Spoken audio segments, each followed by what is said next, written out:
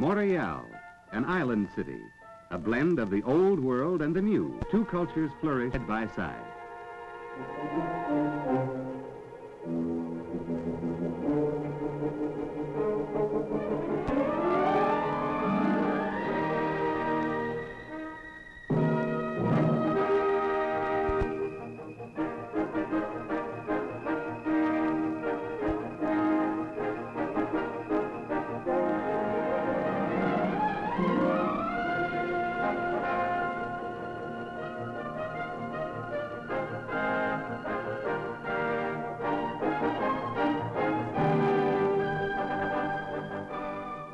The city's founder, Maisonneuve, called it Ville-Marie, but it is as Montreal that it's become famous as the world's greatest inland port and as one of the great international airports.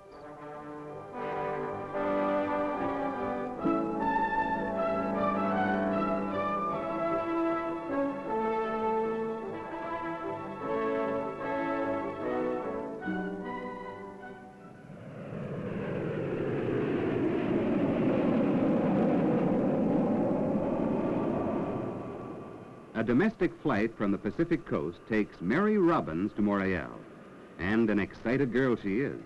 Is it because she has just caught her first glimpse of the great city, or that she's to meet her fiancé in a moment or two?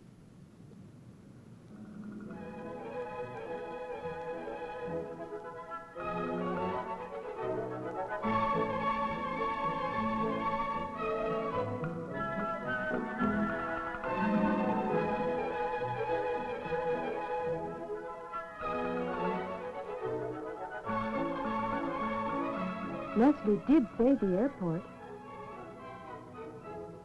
He was never late before. His boss must have delayed him.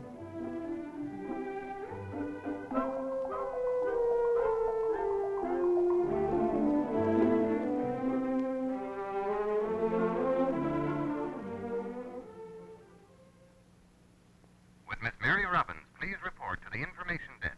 With Miss Mary Robbins, please report to the information desk. It's Leslie.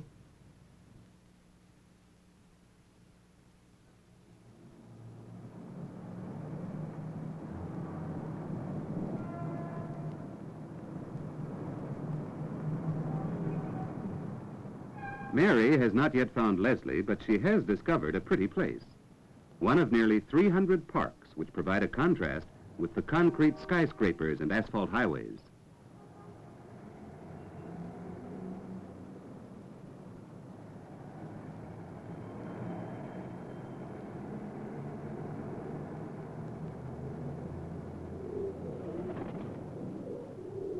There's so much to see here. Architecture, religion, history. But the best site for Mary right now would be Leslie.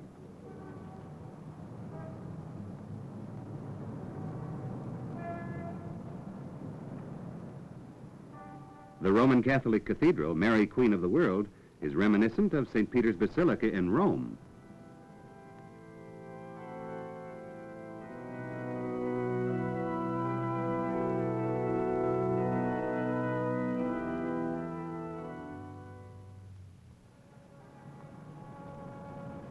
On Dominion Square, Montreal's hobby painters hold an annual exhibition.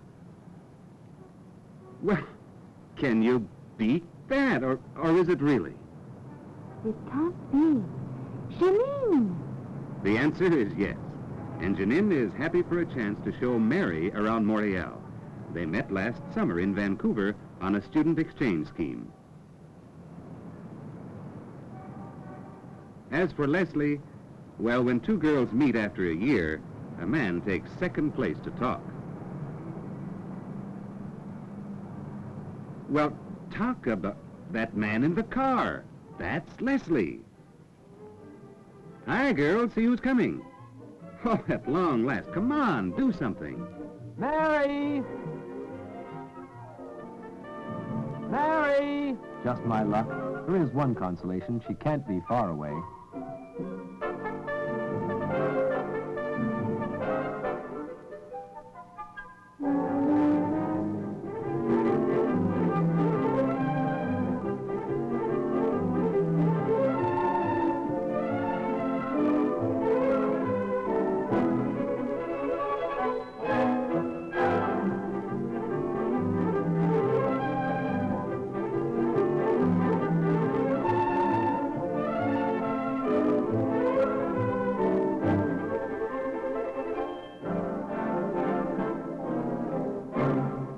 A bird's-eye view of the city without taking your feet off the ground. Since the days of Jacques Cartier, this panorama has enchanted all who have climbed the mountain.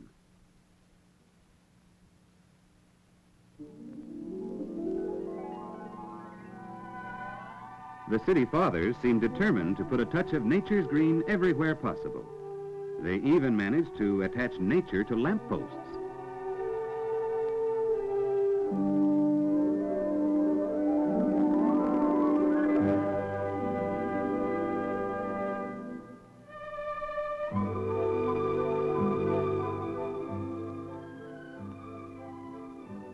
Years ago, these towers of St. Sulpice echoed the voices of Indian children as they took lessons from one of Montreal's best-remembered nuns, Marguerite Bourgeois. Montreal was once called the city of 100 steeples, but that was long ago.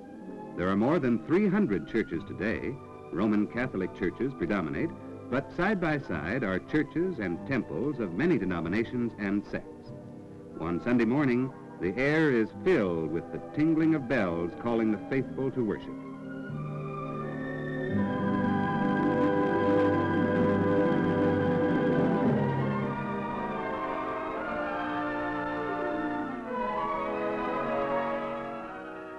Maisonneuve's faith and hope in his city were symbolized in a wooden cross he planted on the mountain. The symbol is still there and is one of the best-known landmarks in Montreal. This view is enough to convince us that the pioneers first climbed the mountain and then decided to build their homes in its shadow.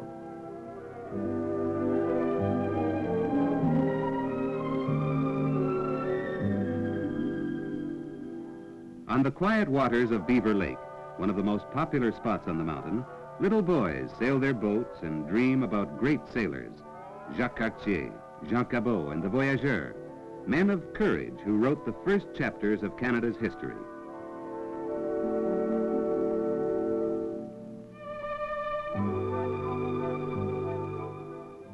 Leslie is far off the mark in his search for Mary, but he is making new discoveries. Here, a few steps from the edge of the harbor, he finds the cradle of Ville-Marie. An obelisk honors Maisonneuve, who founded the city in 1642 and the founding fathers of Montreal. Place Royale, birthplace of a great city. The very stones seem to voice its colorful history. Only a block away, the site of the city's first printing shop. Started by the founder of the Montreal Gazette, it boasted a press brought to Canada by the great American statesman and scientist, Benjamin Franklin. This first printing press is preserved here at the Chateau de Ramsay, where Franklin lived for a short time. Once the residence of the local governor, Claude de Ramsay, it is now a museum with a fine collection of portraits and documents relating to old Montreal. It's all very interesting, but Leslie would really like to find his fiancée. St. Paul Street, the oldest street in the city. Architecturally, it belongs to a world that went out with the minuet, the horse, and the buggy.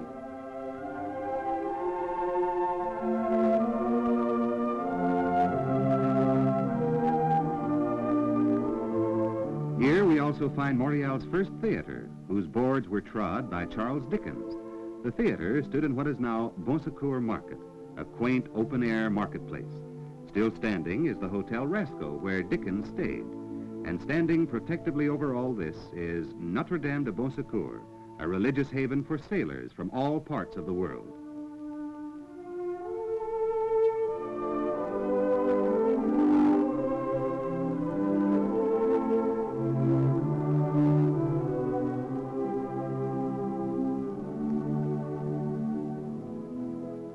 The church was built on the foundations of a votary chapel, which Marguerite Bourgeois, Montreal's first teacher, built more than 300 years ago.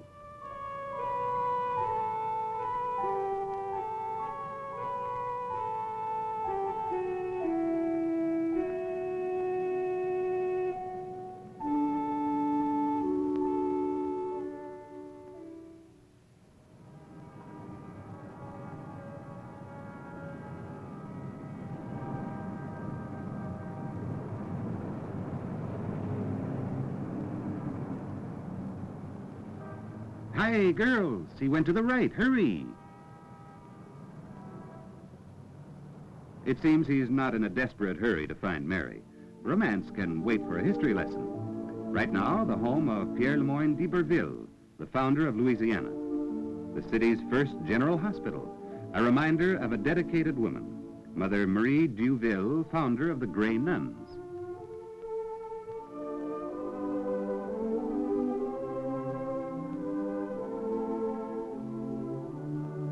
Perhaps the most attractive square is Place d'Armes, a fitting place for a monument to Maisonneuve.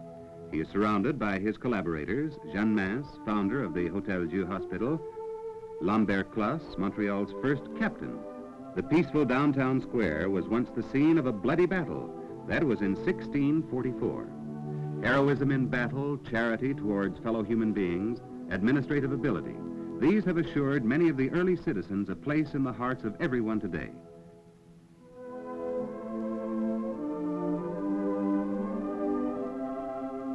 Behind the 300-year-old walls, the Sulpician order has prospered and practiced charity and sanctity since the days of Maisonneuve. The steeples of Notre Dame Church overshadowed Montreal long before the advent of tall office buildings. The church has taken care to preserve important reminders of the early days of the parish. Crucifix and candelabra presented by Louis XV. Statues of the Virgin Mary which belonged to Maisonneuve. An example of the delicate work of skillful hands a few centuries ago. This Virgin of silver was a gift from Louis XIV.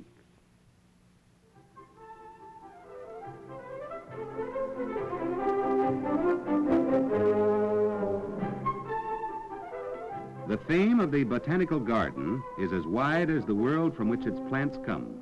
In midwinter, citizens come here to see beautiful tropical flowers.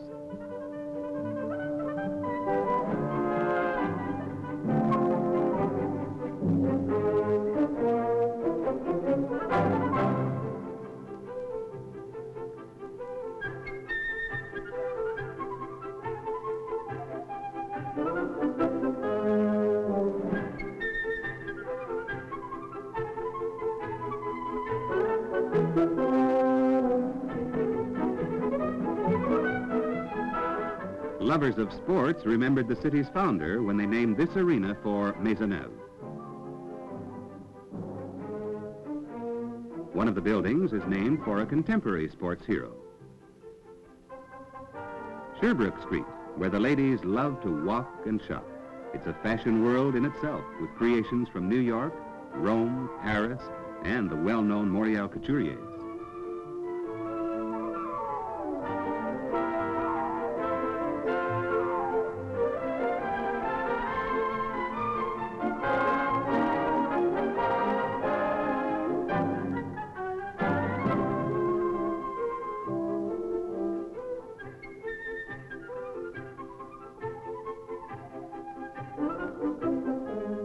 Well, Leslie was not to be seen in any of the fashion stores, and he was not in the museum either. One gets hungry searching for one's fiancé. I'd have to eat here whether I was hungry or not. The culinary art is well practiced and very much respected in Montreal. Needless to say, the emphasis is on French cuisine.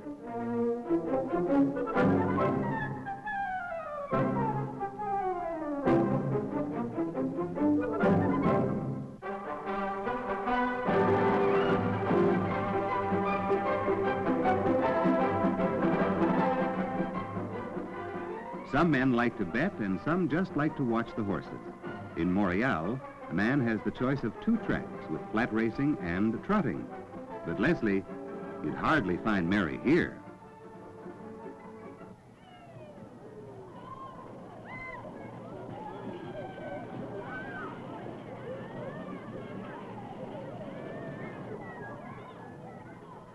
For thousands of children, Parc La Fontaine will be remembered as the place where they first learned their fairy tales and fables. Here, the pages of Aesop and Grimm almost come to life.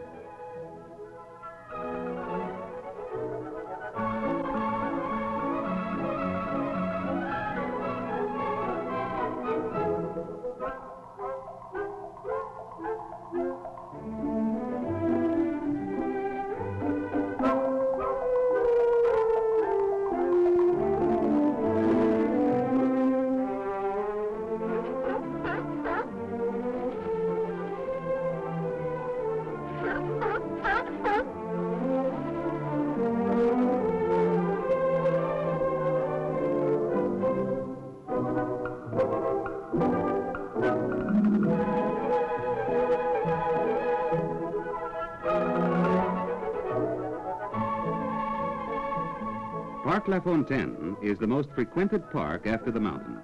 The Garden of Wonders is only a small section of the large area. Here, children play with boats under the watchful eye of their parents. Poets come here for inspiration, and lovers to hold hands. Mary might meet Leslie here. No, it's not to be this time. Leslie has found something to distract him. The entrance to the St. Lawrence Seaway, a monument to Canadian-United States friendship and cooperation. A gateway to a canal system that permits ocean freighters to sail to Toronto and Chicago. Montreal Harbor, in the heart of the continent, 1,000 miles from the Atlantic, is the largest inland port in the world and a vital link between Canada's manufacturers and markets abroad.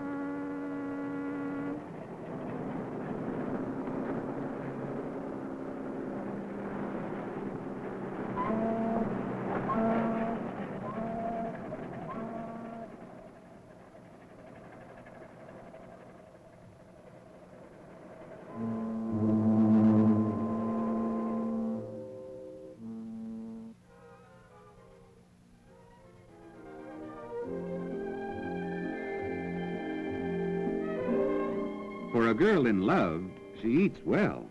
But then it's hard not to eat here, right on the terrace of one of the famous hotels in Montreal. After such a good meal, what could be better than a rest? Well, one thing, a Montreal festival with the finest in music and theater.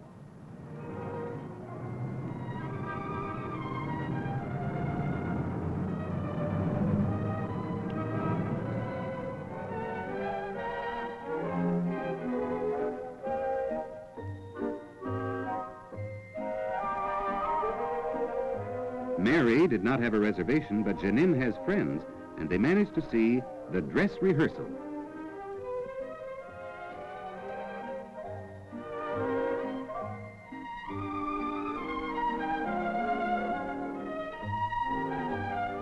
Montreal is the originating point for the longest network and has the largest production center in the world for French language television.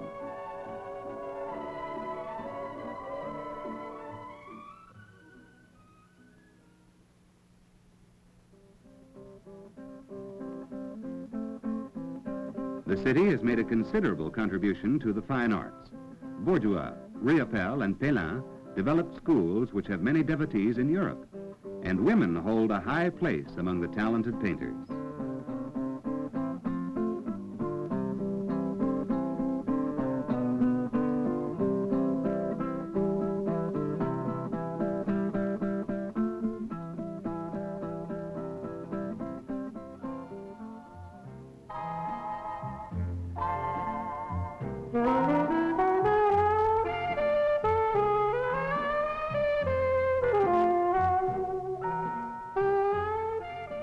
Gay by day, Montreal is also gay by night.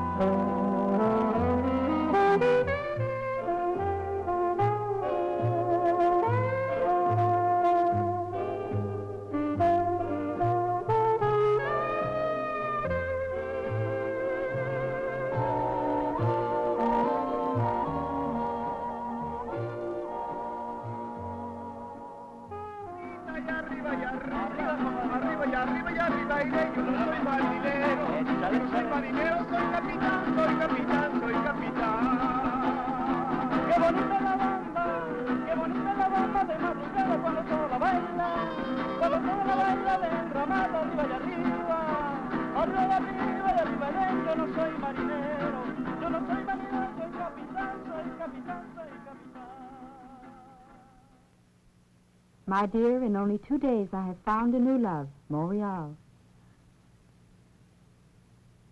I must tell you what I saw while I searched almost in desperation for you.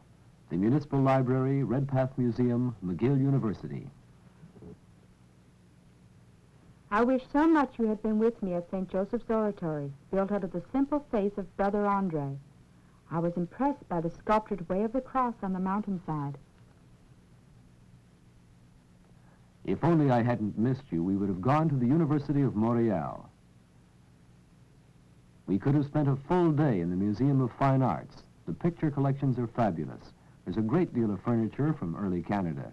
If this was an ordinary day, can you imagine what the spring salon must be like? We would have discovered together the great love the French Canadians have for the arts and literature. Incidentally, Janine introduced me to one of Montreal's outstanding playwrights. What an experience.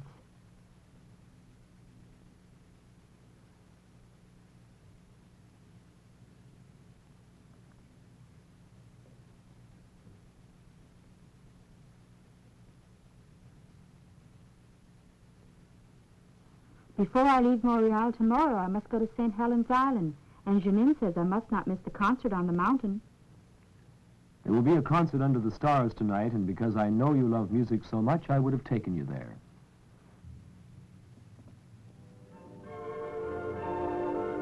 This little island, reached by Jacques Cartier Bridge from Montreal, is popular with the young and old alike. It has swimming pools, children's playgrounds, restaurants, a museum, and a theater.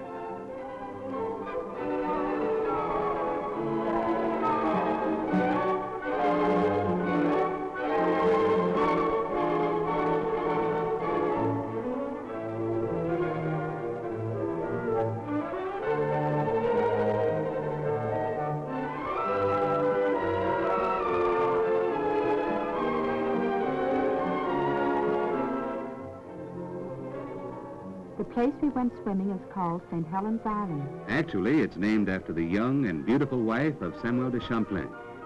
The restaurant has a great reputation among Montreal's gourmets, and they can claim the most sensitive palates in the world.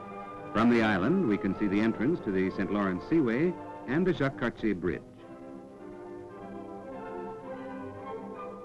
A few years ago, a woman wanted to start a theater, but she had no site and little money. So the city helped out, and today we have some of Montreal's finest acting in what was once a powder storehouse for the army. The theater is also the center of an international experiment with plays in several languages.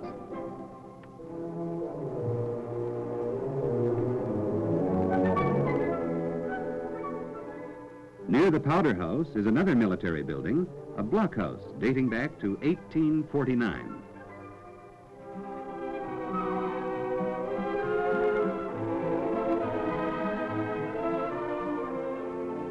Ah, if cars could only speak. Isn't that the little car? She's hardly to be found in an old barracks. Most people find it hard to believe today, but these fortifications were built in the 19th century to guard against an American invasion.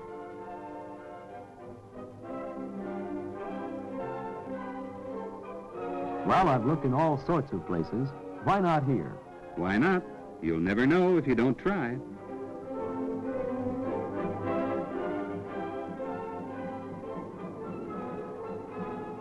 What a near miss.